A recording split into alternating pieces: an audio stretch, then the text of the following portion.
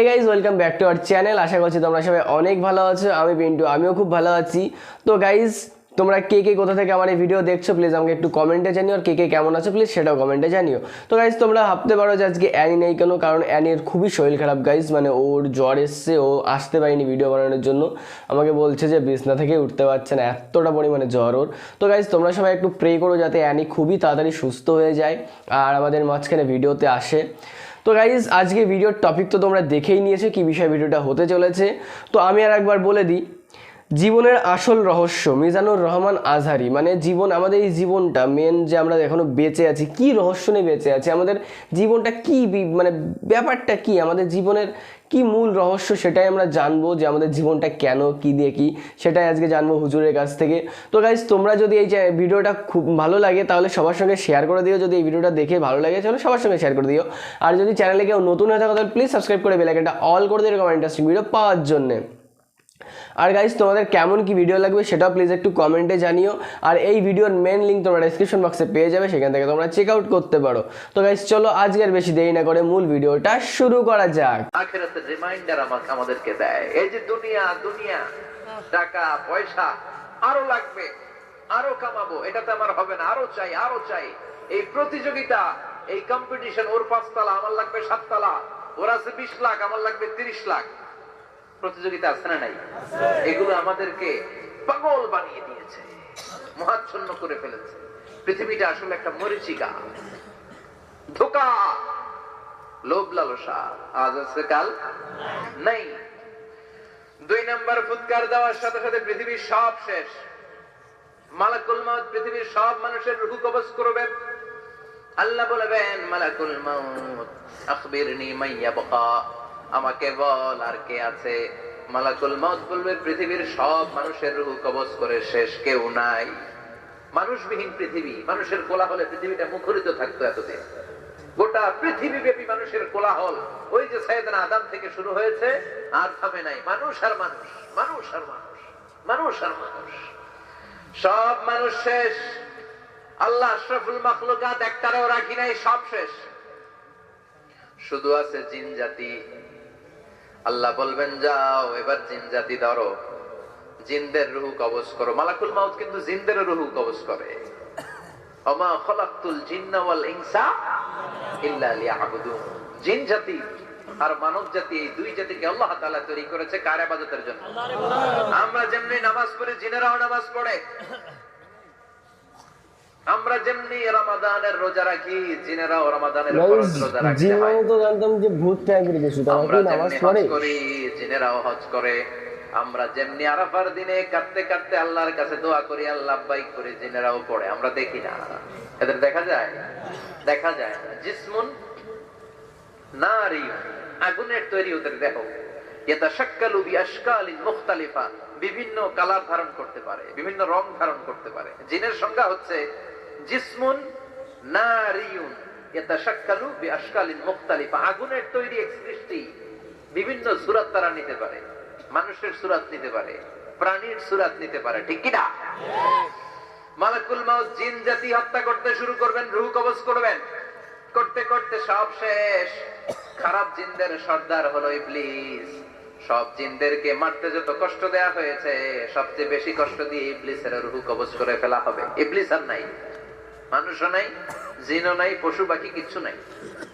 আল্লাহ বলবেন, ইয়া মালাকুল মউত আখবিরনি মাইয়াবকা, অনেক দায়িত্ব পালন করেছিস তুই। মানুষ মারলি, জিন মারলি, মৎস্যকুল মারলি, পাখি মারলি, সব মারলি, এবার আর কে বেঁচে আছে বল? মালাকুল মউত বলবে, আল্লাহ আর কেউ নাই, খালি ফেরেশতারা আছে। কারা আছে? মালাইকা। আল্লাহ বলবে, যা এবার ফেরেশতাদের গোষ্ঠী শেষ কর। মালাকুল মউত একটার পর একটা ফেরেশতার রূহ কবজ করবে, একটার পর একটা, একটার পর একটা, করতে করতে সব ফেরেশতা। ফেরেশতাদের সংজ্ঞা হচ্ছে জিসমুন নূরিয়ুন ইয়াতাশাক্কালু বিআশকালিন মুখতালিফা, আলোর তৈরি, নূরের তৈরি একটা দেহ, চাইলে বিভিন্ন সূরত ধারণ করতে পারে। জিন আর ফেরেশতার পার্থক্য বুঝেছেন? জিন কিসের তৈরি? আগুন, জিসমুন নারিয়ুন। আর ফেরেশতা হচ্ছে জিসমুন নূরিয়ুন, নূর দিয়ে তৈরি। একের পর এক ফেরেশতা সবার করা হবে। এবার আল্লাহ বলবেন, ইয়া মালাকাল মউত আখবিরনি মাইয়াবকা, আর কে কে বেঁচে আছে বল? মালাকুল মাউত বলবে মাবুদ কেউ নাই, মানুষ নাই, জিন নাই, ফেরেশতাও নাই, শুধু আমার তিনজন কলিগ বাকি। কয়জন? জোরে বলেন কয়জন? জিব্রাইল বাকি, ইসরাফিল বাকি, মিকাইল আর আমি আজরাইল। আল্লাহ বলবে মিকাইলের রূহ কবজ করে নিয়ে আয়। যে মিকাইল আমার আদেশে পৃথিবীতে বৃষ্টি ঝরাতো, আমার আদেশে ক্ষেত খামারে ফসলের ব্যবস্থা করে দিত, আমার আদেশে মানুষের রিজিকের হিসাব রাখতো। এই মিকাইলের রূহ কবজ করে নিয়ে আয়। এক নাম্বার কলিগ শেষ। কলিগ বুঝেন তো? সহকর্মী। কলিগ মানে কি? সহকর্মী। এক নাম্বার কলিগ নাই। আল্লাহ বলবে যা এবার ইসরাফিলের রূহ কবজ কর। ইসরাফিল ফেরেশতা তখনও আল্লাহর আরশের দিকে ঠোঁটের মাঝখানে বিশাল সিংহটা নিয়ে তাকিয়ে আছে। ওই মুহূর্তে মালাকুল মাউত যে সালাম দিয়ে রূহটা কবজ করে ফেলবে। ইসরাফিলও নাই। ইসরাফিলও নাই। আল্লাহ বলবে যা দুনিয়ার সব নবীদের কাছে ওহী দিয়ে, কোরআন দিয়ে, ইনজিল দিয়ে, তাওরাত দিয়ে, জাবুর দিয়ে আমি যেই ফেরেশতারে পাঠাতাম, ওই রূহুল আমিন জিব্রাইলের রূহটাও কবজ করে নিয়ে আয়। জিব্রাইলের রূহ কবজ হয়ে যাবে। এবার তিনজন কলিগই শেষ। আছে কেউ? আছে? এবার আল্লাহ বলবে ইয়া মালাকাল মাউত, হে মৃত্যুর ফেরেশতা, আখবিরনি মাইয়াবকা, মহাবিশ্বে আর কে কে আছে বল। আজরাইল বলবে কেউ নাই, মানুষ নাই, জিন নাই, ফেরেশতা নাই, আমার কলিগরাও নাই, আমি বড় একা। এখন আমি একা হয়ে গেছি। আল্লাহ আছি শুধু আমি। মালাকুল মাউত তোমার হুকুমের গোলাম। আর আনতাল হাইয়ুল কাইয়ুম, তুমি শাশ্বত চিরঞ্জীব, তুমি তো মরবা না। আমি আছি। আল্লাহ ভাবছে উনিও থাকবে, উনি আর আল্লাহ থাকবে। আল্লাহ বলবে মালাকুল মাউত এবার তুই মর, এবার তুই মর। এই কথা শুনে মালাকুল মাউতের খিঁচুনি উঠে যাবে। আজীবন মারছে, আজকে মরবে। খিঁচুনি উঠে যাবে, জ্বর এসে যাবে, কাঁপুনি ছুটে যাবে, কাঁপতে থাকবে। আল্লাহ বলবেন কাঁপাকাঁপি করে লাভ নাই, মর। মালাকুল মাউত বলবে মাবুদ এইটা আবার কেমন কথা? সবাই রে আমি মারলাম, আমি মরুম কেন? আমি না মারছি, আমি না মেরেছি, আমি মরবো কেন? আল্লাহ বলবেন কথা নাই, মর। ও আল্লাহ আমি কেন মরবো? আমি না দুনিয়ার সবাই রে মারলাম। আল্লাহ বলবেন কুল্লু নাফসিন যায়িকাতুল মাউত, পৃথিবীর প্রতিটা আত্মারে মৃত্যুর স্বাদ নিতে হবে রে মালাকুল মাউত, তুইও মরবি। মর। কাঁপতে কাঁপতে আল্লাহ বলবে জান্নাত আর জাহান্নামের মাঝ বরাবর যে দাঁড়া।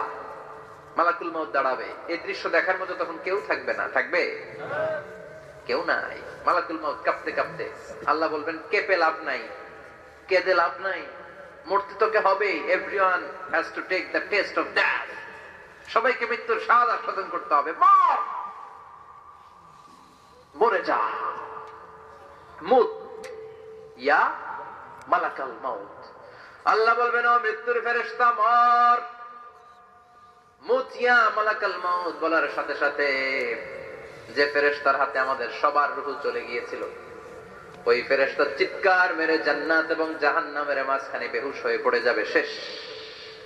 মালাকুল মাউতের কিচ্ছা খতম। উনিও নাই। এবার ডানে বায়ে, সামনে পেছনে, উপরে নিচে কেউ আছে? একজন ছাড়া, তিনি কে?